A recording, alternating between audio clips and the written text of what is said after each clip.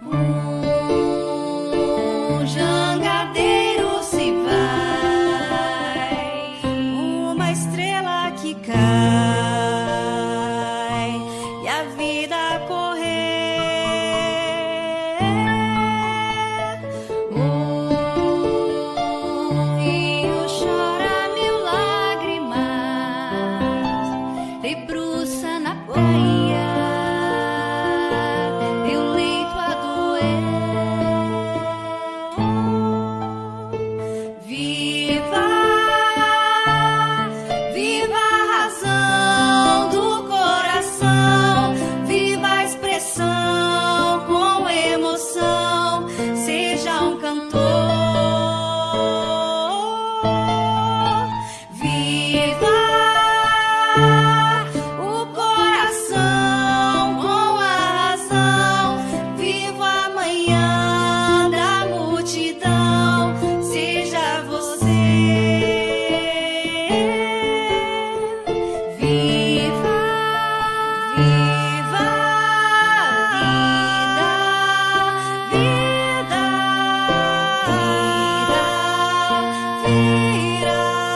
vida, viver.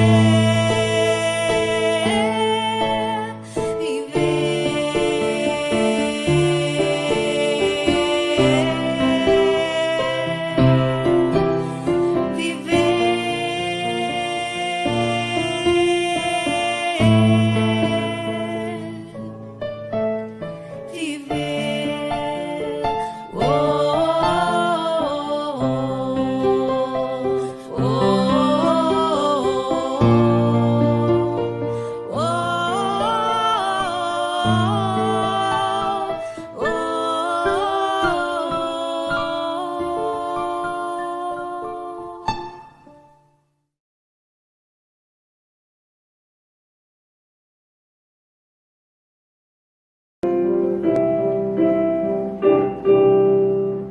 na longa estrada que devemos percorrer, bênção de amor e paz nós vamos encontrar.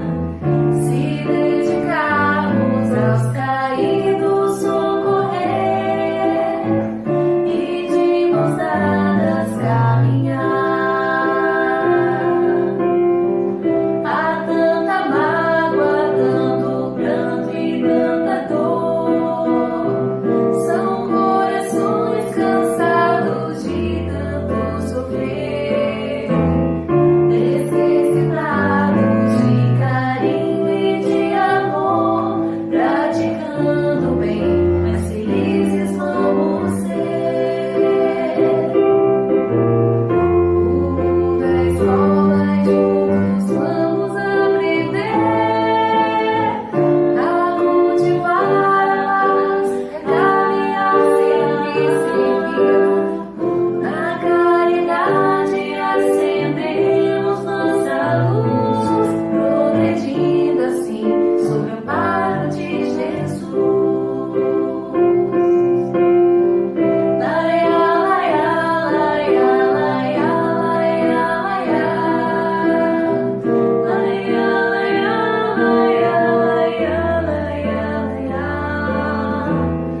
Necessitados de carinho e de amor, praticando o bem, mas felizes vamos ser. O mundo é escola e juntos vamos aprender a cultivar a paz, caminhar sempre seguindo. Na caridade acendemos nossa luz, progredindo assim sobre o amparo de Jesus. Progredindo assim sobre o amparo de Jesus.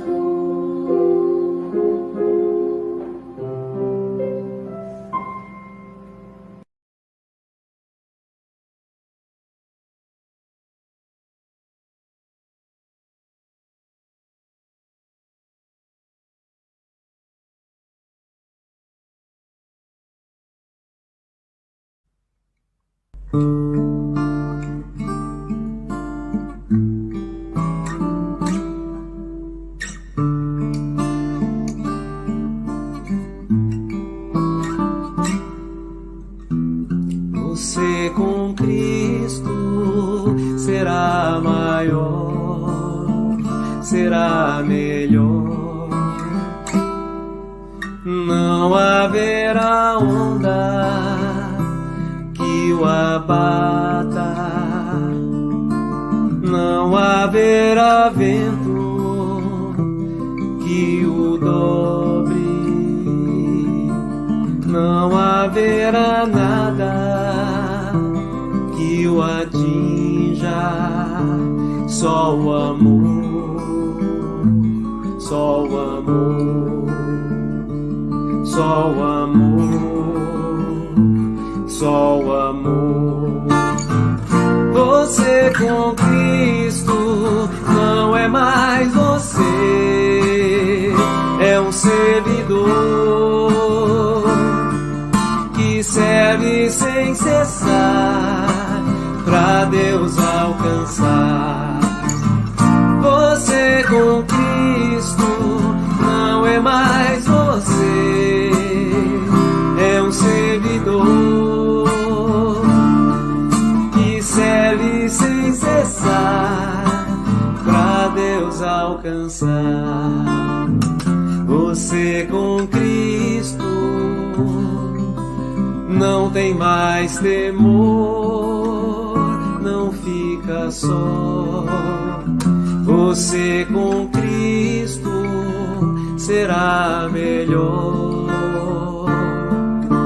Não haverá onda que o abata, não haverá vento que o dobre, não haverá nada que o atinja, só o amor, só o amor, só o amor, só o amor. Você com Cristo não é mais você, é um servidor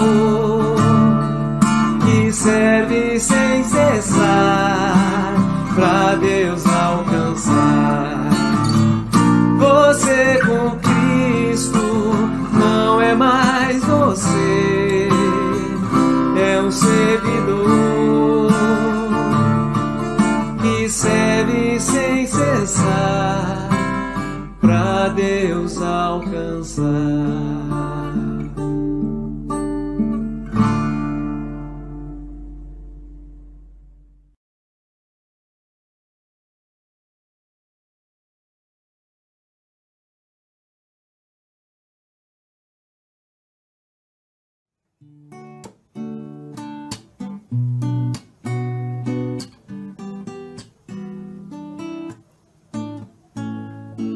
Somos seres eternos em busca do amor. Sonhamos, sentimos e almejamos um mundo que aprenda a crescer sem a dor. Em nosso caminho, Jesus, nosso mestre, nosso tutor, que deixa-nos protegidos e amparados junto ao Consolador. É a doutrina que nos instrui e faz-nos crer que é preciso estudar, acreditar, pois sei que em algum lugar todos iremos nos reencontrar. Que bom será saber que realmente aprendemos a amar. E que bom será saber que realmente aprendemos a amar. E a Jesus nossos passos para seguirmos contigo. Pegue em nossos braços, sendo sempre o fiel amigo. Jesus, nosso mestre querido, nos ensinou o amor e através de Kardec nos enviou o Consolador. E que bom será saber que realmente aprendemos a amar. E que bom será saber que realmente aprendemos a amar. E que bom será saber.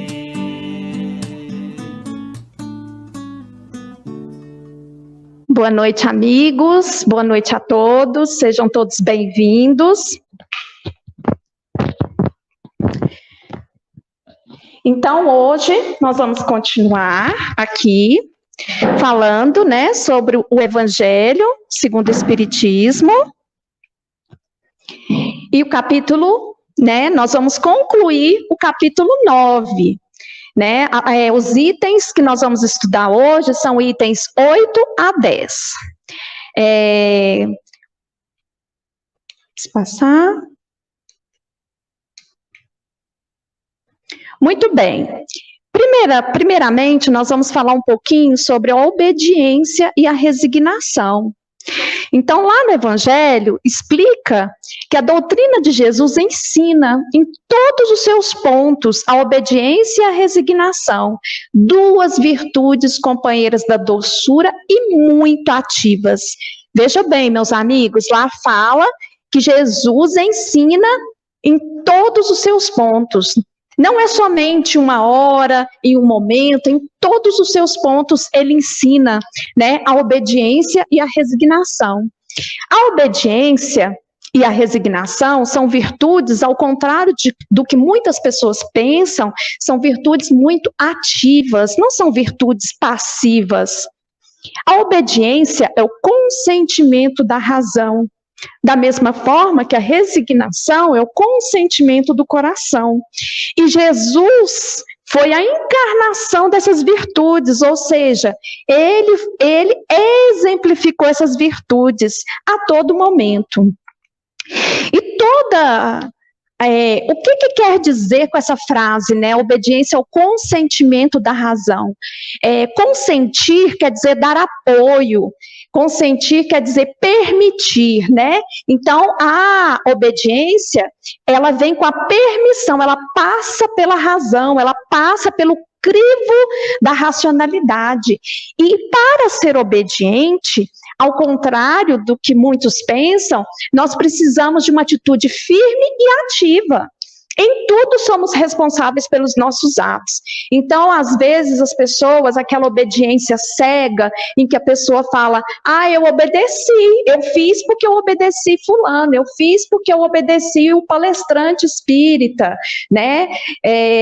Essa obediência é uma obediência passiva, em que você deposita nos outros a responsabilidade. Não é essa obediência que Jesus pondera no Evangelho, nos seus ensinos. Ele pondera a obediência em que nós somos responsáveis pelos nossos atos. Olha só, o nosso orgulho, muitas vezes, nos faz ter dificuldades em assumir os nossos erros. Não é? É muito mais fácil nós colocarmos a culpa no outro, a culpa no destino, a culpa nos atavismos, né? Eu sou assim porque a minha família é de sangue. Eu sou, né, nervosa, por exemplo, né, porque puxei meu pai, né, então a gente sempre está colocando a responsabilidade em outra pessoa, né, justificando, muitas das vezes, a nossa desobediência. Né? Então, o nosso orgulho que faz isso. Então, ao passo que ser obediente requer que nós sejamos firmes e ativos. Muitas vezes a gente fala, né? Eu não sei como agir, não sei que posição tomar, né? Em determinada circunstância, né? A quem obedecer? A que lado obedecer, já que são muitas as opções? Vejamos aqui Paulo, que foi o exemplo, né, da obediência, né? O apóstolo confia na obediência. Olha só, isso Emmanuel nos diz de Paulo, né? Não na passividade cegueira que alimenta a discórdia e o fanatismo. Ou seja, você é obediente, mas você nem compreende por que você está sendo obediente. o porquê daquela obediência, né? Que é a obediência cega, né? E Paulo, ele refuta, né, isso. Para que atinjas a comunhão com o Senhor, não é necessário te consagres ao incenso da adoração, admirando ou defendendo. Ou seja, você não precisa criar contendas, não é isso que o Senhor, que Jesus, que Deus espera de nós, né? O que Deus espera de nós? Olha só, obedece-lhe. Seguindo-lhe as recomendações, aperfeiçoarás a ti mesmo pela cultura e pelo sentimento. Então, aqui ele fala das duas asas no nosso processo evolutivo, né? A razão e o sentimento. Essas duas asas que nos fazem evoluir, é o que será aperfeiçoado com a nossa obediência. Jesus chegou onde chegou, ele é o que é, porque ele foi obediente, ele foi disciplinado o tempo todo.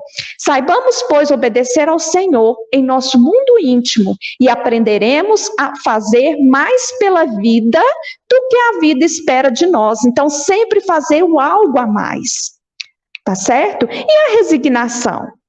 Nós já entendemos que a obediência é uma virtude ativa. E a resignação? Será que resignar-se é conformar? É o conformismo passivo? Vamos ver. Resignação também não significa você cruzar os braços diante das dificuldades, dos desafios que vêm até você, né? Não é uma aceitação passiva, também é uma virtude ativa. A criatura não deve se entregar a uma atitude contemplativa de fatos, a aceitação simplesmente dos sofrimentos, das amarguras, prostrando-se, deixando que a vida leve ela. Né? É como se fosse assim, eu tenho um diagnóstico grave, por exemplo, de câncer, né? Eu ser resignado, sou eu compreender as leis divinas, que são justas, que são perfeitas, e que não é por acaso que eu estou nesse momento com esse desafio. Né? Resignar-se sou eu não revoltar diante das coisas que Deus coloca no meu caminho. Né? Mas eu posso fazer da minha parte. Eu não posso me entregar ao conformismo. Ah, mas então Deus quis assim, então vamos aguardar. Não, tem o tratamento, tem a ciência, tem o tratamento espiritual na casa espírita, tem tantas coisas que eu posso fazer e que Deus permite, porque assim eu vou também desenvolvendo a minha inteligência. Tá certo? Então, resignação, meus amigos, deve levar à interpretação do sofrimento para que este lhe sirva de estímulo à autoeducação. Né? Então,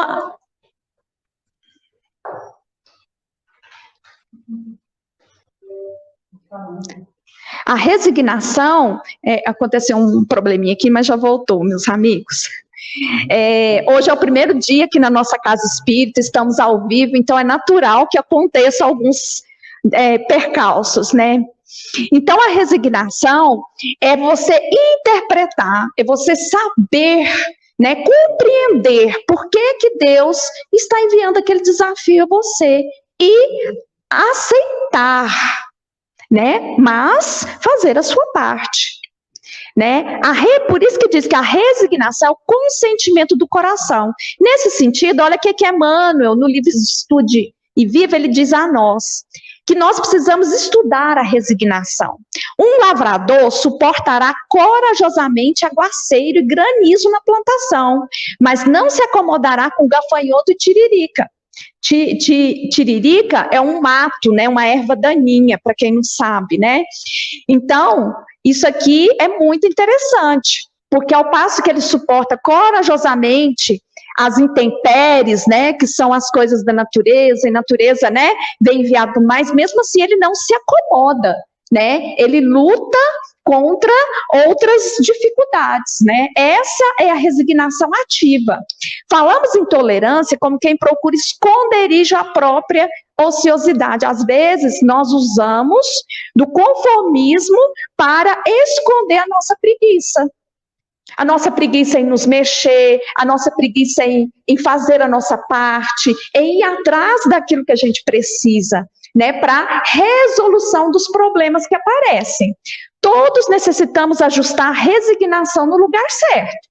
Se a lei nos apresenta um desastre, não é justo nos desmantelemos em gritaria e inconformação. Então, aquele que não é resignado é aquele que tem o sentimento de revolta, tem o sentimento contra aquilo que Deus está enviando naquele momento, né? Deus nos envia desafios, primeiro porque nós merecemos, segundo porque nós precisamos. Como que nós vamos evoluir em inteligência, em sentimento, se nós não tivermos nenhum desafio para poder transpor? Não é assim? Na nossa vida acadêmica, a gente passa de uma série para outra, e essas séries, elas são cada vez mais desafiadoras. Isso é para o quê? Desafiar o nosso progresso, a nossa evolução intelectual. Então, é da mesma forma, nós precisamos de desafios na nossa vida. Se as circunstâncias, olha só, Emmanuel e André Luiz continuam, revelam a incursão do tifo, que é uma doença, né, uma doença antiga, não é compreensível cruzar os braços e deixar campo livre aos bacilos. Né? Vamos trazer aqui para a nossa realidade, né? Se as circunstâncias revelam a Covid, né, a nossa resignação é compreender que isso está acontecendo por algum motivo, mas nem por isso nós devemos cruzar os braços e deixar com que a vida siga a esmo, não. A ciência é divina, nós vamos procurar meios, nós vamos procurar recursos, sem rebeldia, sem conformismo, sem gritarias, né? Sem qualquer alteração contra as leis de Deus, né? Aquilo que Deus envia. Sempre aconselhava a revisão de nossas atitudes no setor da conformidade. Será que eu estou conformado ou resignado? Tem uma diferença. Como reagimos diante do sofrimento e do mal?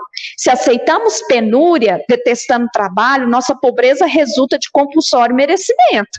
Então, se eu sou uma pessoa que eu estou passando dificuldades financeiras, eu posso me resignar com a minha situação financeira, sabendo que Deus enviou aquela situação determinada porque eu necessito, mas isso não me constrange, né, não me tira o direito de procurar meios de desenvolver, de melhorar. Essa é a resignação.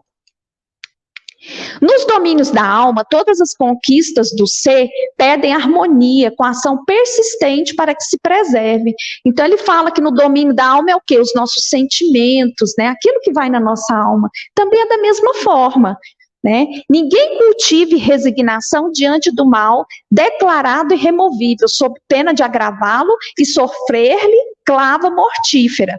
Uai, gente, se todas as pessoas se resignarem diante do mal, o mal criará força. E aqueles que são bons serão dominados pelo mal. Não é verdade? Então, a nossa resignação, por isso que ele fala, né, lá no início, que nós devemos estudar a resignação, para a gente compreender bem.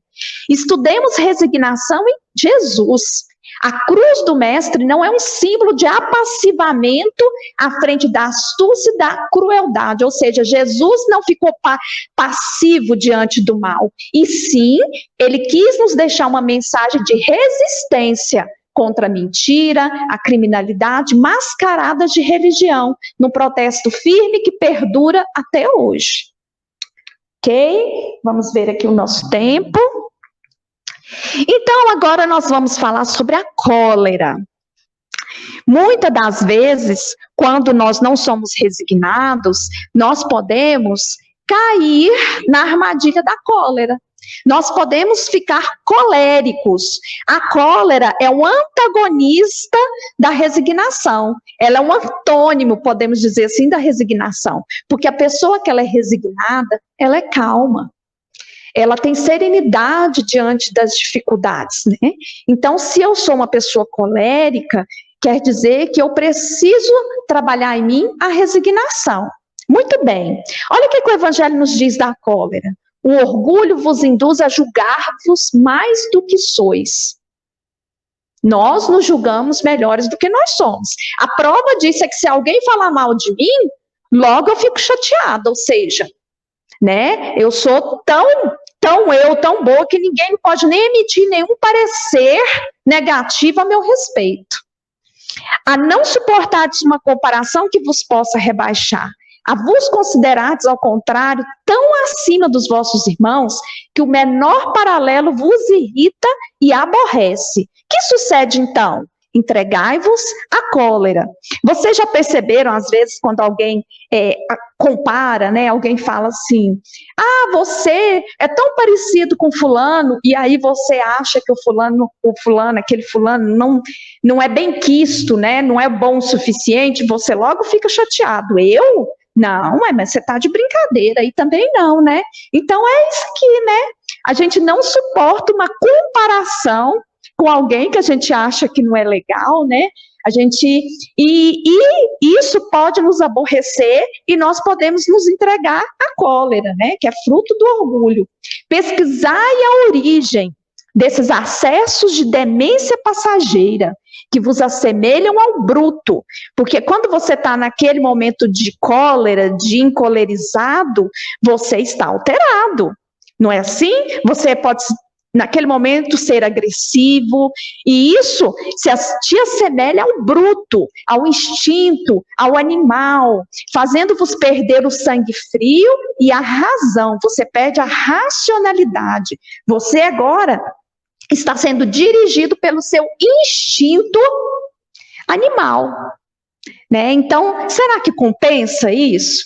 Quase sempre deparareis com o quê? Com orgulho ferido.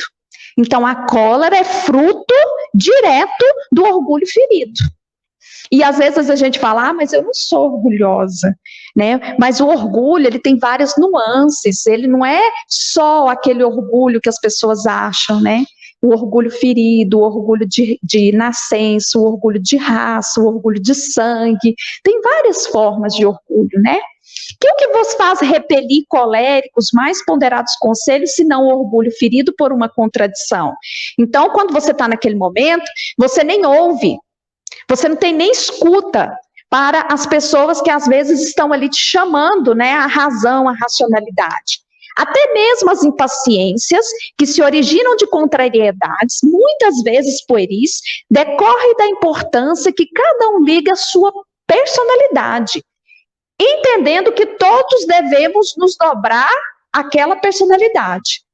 Então, às vezes, essas impaciências que a gente tem, nada mais é do que o orgulho. A pessoa, ela tem que se dobrar aquilo que você está pensando, aquilo que você acha que está na sua razão. Qualquer atitude, qualquer opinião contrária, qualquer ação contrária daquilo que você acha que precisa ser, pode te levar a essa cólera, né? A esse orgulho ferido. O homem colérico, no momento lá da raiva mesmo, do surto, né, de cólera, ele a tudo se atira. Eu fico lembrando daquelas novelas, né, que a mulher lá tá nervosa, aí ela pega os copos, joga, né? Então, nessa hora, olha o que o Evangelho nos diz. Nesses momentos, pudéssemos nós observarmos a nós mesmos a sangue frio, ou teríamos muito medo de nós mesmos, ou bem ridículo nos acharíamos. Quantas vezes a gente, às vezes, perde a razão, né? A gente se entrega a esse momento infeliz de cólera. Pode ser pequeno, e depois você se envergonha. Você fala, nossa, gente, por que eu falei daquele jeito com a pessoa? Eu não precisava ter sido daquela forma, né? Então, é exatamente isso aqui, né? Imagine a impressão, se você, olhando para você mesmo, você vai se achar ou ridículo ou vai ter medo, imagine a impressão que você vai produzir nas outras pessoas que estão assistindo aquele momento de acesso de fúria, né? Quando não fosse pelo respeito que deve a si mesmo, cumpria-lhe esforçar-se por vencer um pendor que o torna objeto de piedade. E aí, o Evangelho continua dizendo o seguinte: se a gente ponderasse que a cólera nada modifica, o curso daquilo que você está passando, você com calma ou com cólera, ele vai acontecer. Só que você com calma vai ser mais fácil, porque você vai ter maior tranquilidade, maior equilíbrio. E com cólera vai ser mais difícil para você, para os seus sentimentos, para o seu interior, né? E além de não melhorar nada, altera a saúde, compromete a vida. Às vezes tem pessoas que têm infarto agudo do miocárdio por conta de um momento de cólera, né? Tem pessoas que têm ali uma crise, né, de gastrite, né? As pessoas falam, eu tenho gastrite nervosa, né? O que é a nervosa, né? Os nervos à flor da pele. É nada mais do que uma das nuances, né, da cólera, né? Outra consideração é que você torna os outros infelizes. Então, se você ama aqueles que estão ao seu redor, né, por eles, você deveria, então, se conter, diminuir esses acessos de fúria, né? Não lhe será motivo de remorso fazer com que sofram os entes que você ama? E que pesar você terá, né? Que culpa você carregará, às vezes, por uma vida, uma encarnação inteira, se num desses acessos de fúria, você, às vezes, acaba com uma vida, a vida de outrem ou a sua própria vida. Acontece, muitas das vezes, suicídios por conta de acesso de fúria, por conta do momento de cólera, assassinatos, né, crimes de toda ordem. Não é assim? A cólera, às vezes a pessoa fala assim, não, ele é nervoso, mas ele é uma pessoa muito boa. Não duvido, né? Ninguém duvida disso. Mas lá no Evangelho está dizendo o seguinte, que a cólera, ele não exclui as qualidades que você já conquistou, né? Mas impede que se faça muito bem, né? Impede que se faça o bem e pode levar à prática de algum mal, ou de muito mal, tá certo? Isso deve bastar para induzir o homem a esforçar por dominar essa predisposição que ele tem à fúria, à ira, à cólera. Veja bem, pessoal, isso é patrimônio espiritual. Tem pessoas que já conquistou um pouquinho mais de serenidade, de calma, tem pessoas que ainda é muito latente a impaciência, o nervosismo, a cólera, né? Então, isso vai de cada um. Quer dizer que aquele que já conquistou a calma, ele é mais evoluído? Nesse aspecto, pode ser que em outro, aquele outro que ainda é colérico, seja melhor. Pode ser que ele seja mais caridoso, né? Pode ser que ele seja mais piedoso. Então, nós estamos mais ou menos no mesmo patamar evolutivo aqui nesse planetinha Terra, né? Só que aqueles que ainda têm tendência à cólera, né? São a esses que o Evangelho manda o recadinho, né? Que a gente tem que esforçar por dominar. O espírita é concitado, né? Ou seja, ele é chamado a isso por um outro motivo, que a cólera contraria um dos fundamentos da doutrina espírita, que é a caridade e a humildade cristãs. Então, nós espíritas, muito será cobrado, quem muito foi dado. Então, nós espíritas estudamos todos os dias a questão da caridade moral, a questão da humildade. Então, a nós será muito mais cobrado se nós nos entregarmos passivamente, sem o nosso esforço, a esses momentos de fúria. E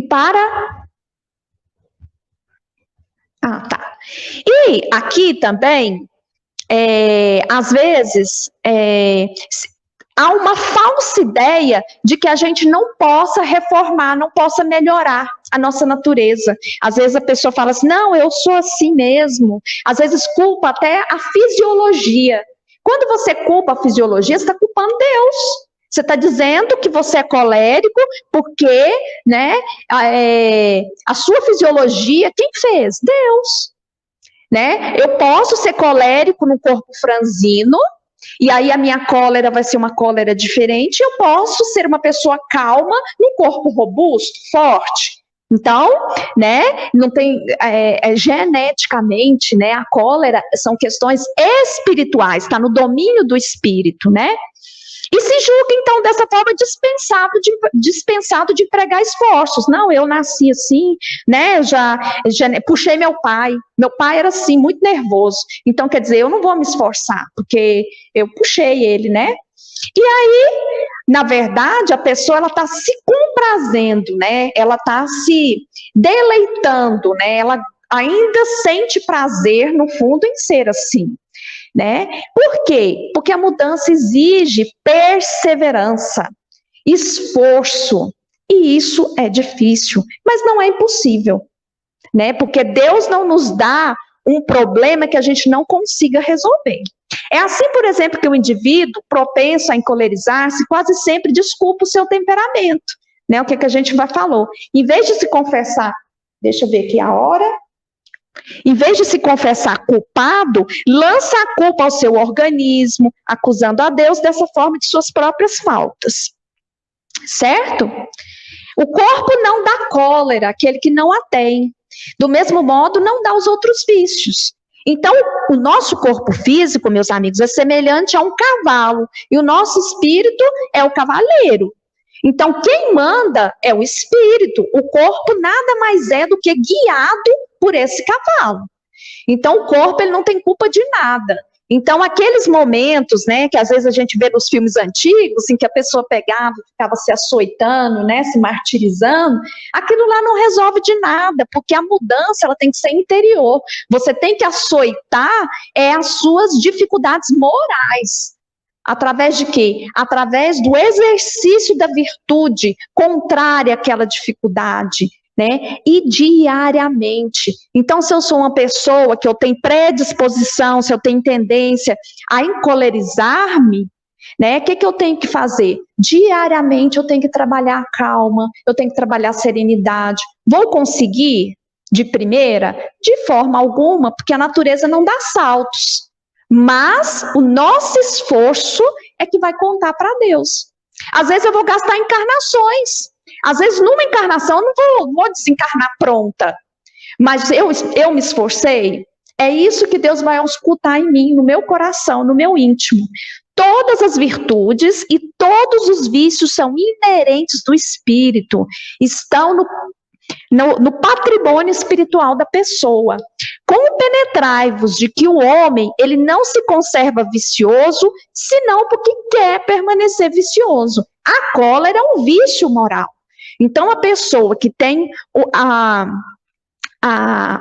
hábito de encolerizar-se, ela só continuará se ela quiser permanecer daquela forma. Porque Deus dá todas as ferramentas para nós tentarmos a cada dia melhorar, né? Aquele que queira corrigir-se sempre o pode. De outro modo, não existiria para o homem a lei do progresso. Então, se a gente não conseguisse nos corrigir, então a gente não progrediria. Quando é que eu vou progredir se eu não consigo? Se eu não consigo hoje, da mesma forma, eu não vou conseguir amanhã. Né? Lógico que eu vou conseguir amanhã se eu me esforçar a cada dia. Porque a virtude, meus irmãos, ela não é automática. Ela não vai entrar dentro de mim, a partir de amanhã você é uma pessoa calma. Ponto. Não, ela precisa de exercício diário. Exercício, às vezes, de anos, de décadas, de séculos. Aí vai depender o quão é arraigado no ser aquele vício moral. E para nós finalizarmos, tem uma páginazinha aqui de André Luiz, que ele diz o seguinte: a cólera apresenta 10 negativas complexas, que induzem a melhor das criaturas à pior das frustrações. Olha só, não resolve, agrava, não resgata, complica, não ilumina, escurece, não reúne, separa, não ajuda, prejudica, não equilibra, desajusta, não reconforta, envenena, não favorece, dificulta, não abençoa, maldiz, não edifica, destrói. Evite a cólera, como quem foge ao contato destruidor de alta tensão.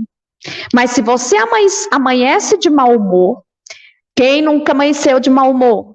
Todos nós somos passíveis, não é, Calvino, de amanhecermos de mau humor. Antes que o flagelo se instale de todo na sua cabeça e na sua voz, comece o dia rogando a divina bondade, o socorro providencial de uma laringite. Né? Então, às vezes, Deus até a doença, Deus nos envia para podar, né? Para nos ali, como se fosse assim, para não que a gente não cometa um mal maior, né? Que é justamente ali para nos conter, nos proteger de nós mesmos. Só o tanto que Deus é maravilhoso, né? Então, mas ser de mau humor natural, mas o que a gente não pode é deixar que esse mau humor se intensifique e vibre cada vez mais forte dentro do meu ser. E aí André Luiz coloca assim, que é preferível, né, você pedir uma laringite, ou seja, você não falar, ficar sem voz, do que você cometer um ato de cólera. É isso, meus amigos, muito obrigada pela atenção de todos. Nos preparemos para o momento do passe e fluidificação das águas. Coloque um recipiente com água limpa para ser fluidificada. Irmãos, não importa aonde você está, quais as dificuldades que está enfrentando, Jesus está sempre pronto para vir em nosso socorro. Coloque-se de maneira confortável, que lhe facilite a concentração e a receptividade. Respire lenta e tranquilamente. Inspire, expire. Inspire, expire. Encha seus pulmões de ar e solte bem devagar. Deixe que energias de tranquilidade e paz penetrem seus pulmões, circulem por todo o corpo. Sua alma, em harmonia com o corpo, se sente tranquila e em paz. Mentalizemos a passagem de Jesus, dia claro. Os raios dourados do sol iluminam a paisagem alegre de Cafarnaum. Casario branco, trepadeiras multicoloridas e pássaros saltitantes enchem a paisagem de otimismo. A notícia das curas atraía a multidão dos necessitados. Subitamente Jesus aparece, esguio e belo. A túnica desce-lhe até os pés. Ao pôr do sol, todos os que tinham doentes atingidos de males diversos traziam-nos, e ele, impondo as mãos sobre cada um, curava-os. Assim narra o evangelista Lucas. Mentalize Jesus se aproximando de você. Ele impõe as mãos amigas sobre a sua cabeça. Perceba que de suas generosas mãos caem uma cachoeira de águas claras e puras, vindas do seu amor a te banhar. Derramam-se em sua cabeça, descem pelos ombros, banham todo o seu ser, te trazendo paz, serenidade, equilíbrio. Limpam todas as impurezas e te pacificam. Sinta estas águas te banhando, limpando. Respire. Mentalize agora Jesus como sol diante de você. Sua luz, seu calor te envolvem. Sinta as energias curadoras que emanam do Cristo em sua direção. Ele ouve as suas preces. Confie nele. Seu amor é infinito e te acompanha e protege, oferecendo de tudo o que necessitas. Confie. Absorva as energias curadoras de Jesus. Sua luz te envolve. Sinta essas energias percorrendo todo o seu corpo. Sinta-se fortalecido e em paz. Senhor Jesus, divino amigo, estende as tuas mãos generosas, Senhor, e transforma estas águas em remédio para os nossos males físicos e espirituais. Guarda-nos, Jesus, em sua paz. Estende as vibrações de amor em benefício do meu lar, Senhor. Que aqui possa reinar a paz, a saúde, a tranquilidade. Nós lhe rendemos graças, Jesus. Fica conosco hoje e sempre. Graças a Deus. Faça uso da água fluidificada.